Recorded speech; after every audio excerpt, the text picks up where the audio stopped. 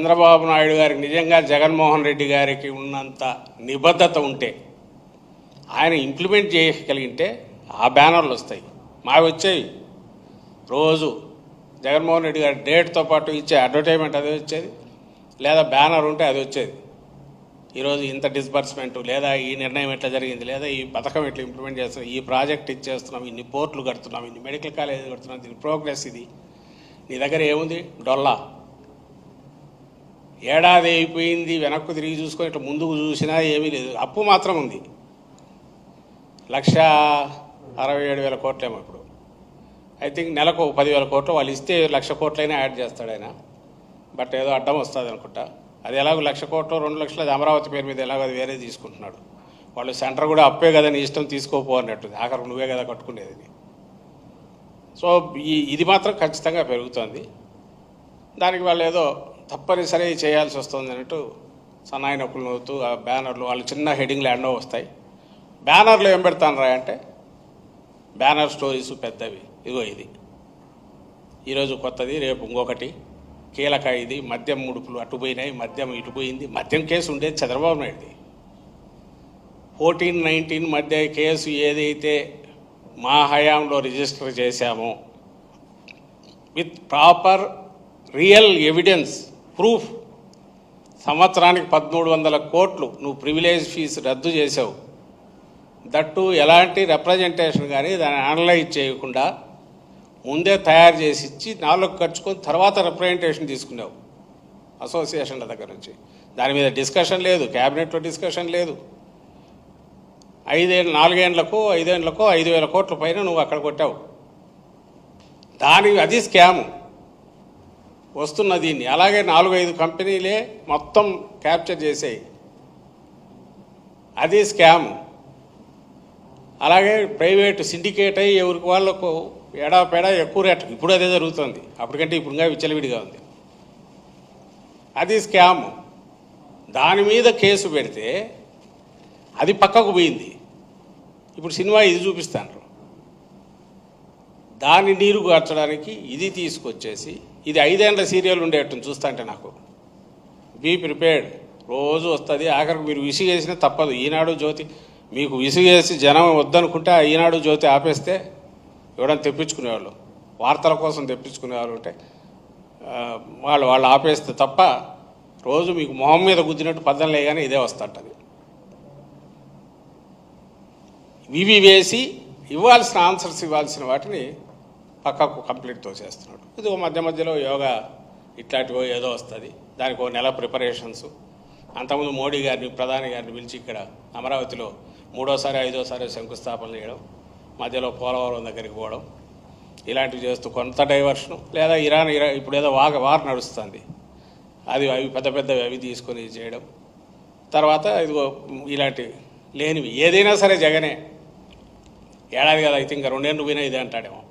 ఏదైనా కూడా అదిగో ఆ రోజు అయింది చూడు, అదే పిక్చర్ చూపించాలని ఎట్ట కుదురుతుంది?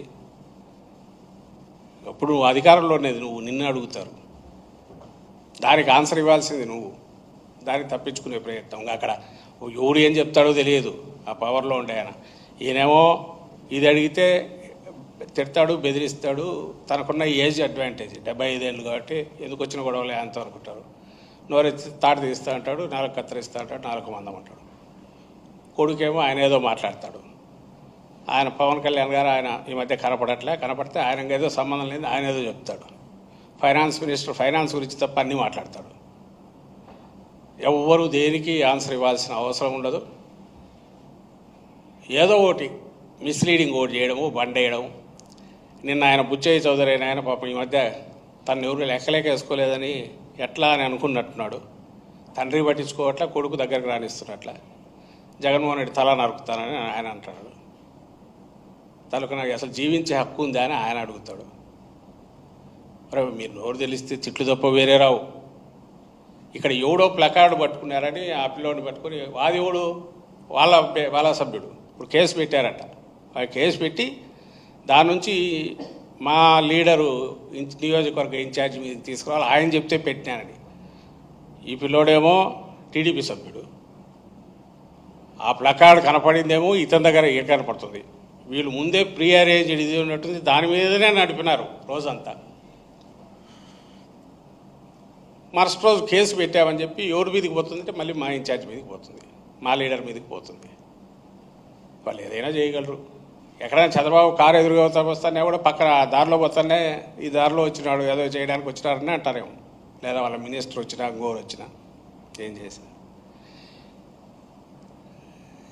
ఇక ఇప్పుడు యోగా ఒకటి ఉంది. ఐ థింక్ ఆ రోజు ఆయన యోగా నిద్ర ఇంతకుముందు ఆఫ్రికా మనది ఆయన నీరో దీని గురించి చెప్పేవాళ్ళు, నానుడు ఉండేది. రోమ్ తగలబడుతుంటే నీరో ఫిడేల్ అని పాతది. బహుశా ఇప్పుడు యోగముద్రలో ఉన్నట్టున్నాడు. మన ఈనాడులో ఒక కార్టూన్ వచ్చింది, యోగముద్రలో చంద్రబాబు ఉన్నాడు. అంటే చుట్టూ ఏం జరుగుతున్నా ఆయనకు అనవసరం. మనల్ని కూడా అదే చేయమంటున్నాడు. ప్రజలందరూ యోగ నిద్రలోకి వెళ్ళండి. రాష్ట్ర ప్రజలు 5 కోట్ల మంది, ఏ సమస్య ఉండదు. ఆయన అమరావతి ఒక పక్క తయారవుతుంటుంది, ఆయన ప్రశాంతంగా ఉంటాడు. 75 ఏళ్ళ వయసులో ఆయనకి ఇరిటేషన్ తెప్పించకూడదు, ఎవరు క్వశ్చన్లు వేయకూడదు. క్వశ్చన్లు వేస్తే బీపీ పెరిగింది ఇట్లా తిట్టి ఆయనకేమవుతుంది మళ్ళీ మనమే భయపడాలి. ఆయన ఆన్సర్ ఇవ్వాల్సిన అవసరం లేదు, ఎందుకంటే ఆయన ప్రజలు లెక్కలేకేసుకోడు, ప్రజల అవసరం ఉంది అని కూడా ఆయన అనుకోడు. ఇది రాష్ట్ర పరిస్థితి. బట్ ఈరోజు నేను ప్రధానంగా చెప్పదలుచుకుంది ఏంటంటే ఆయన క్వశ్చన్స్కి ఆన్సర్ ఇవ్వట్లేదు. ఆయనకు కావాల్సింది ప్రజలే అడగాలంట. ప్రజలు మీ దగ్గరికి ఎలాగూ రాలేరు. ఆయన కన్నా ధైర్యం చేసి ప్రజల దగ్గరికి నాయకులను పంపితే మన మా నాయకుడు పిలిపించినట్టు ప్రజలందరూ కూడా ఎక్కడికక్కడ ఇళ్ళ దగ్గర వచ్చిన వాళ్ళకు మీ బాండ్ పేపర్లు తీసి పెట్టుకొని చూపించి, అయ్యా ఇప్పటికి ఇంత బాకీ ఉన్నారు, వడ్డీ ఎంత ఉంటుందో, ఇప్పుడు మరి బ్యాంకు వడ్డీ ఎంత ఉందో అదన్నా వేసి మాకు ఇవ్వండి అని చెప్పి అడగాల. ఆ మేరకు వాళ్ళ దగ్గర మళ్ళీ బాండ్ రీరైట్ చేయించుకునే ఏదో చేయించుకునే ప్రయత్నం చేయాల్సిందిగా ప్రజలకు విజ్ఞప్తి చేస్తున్నాం. Thank you.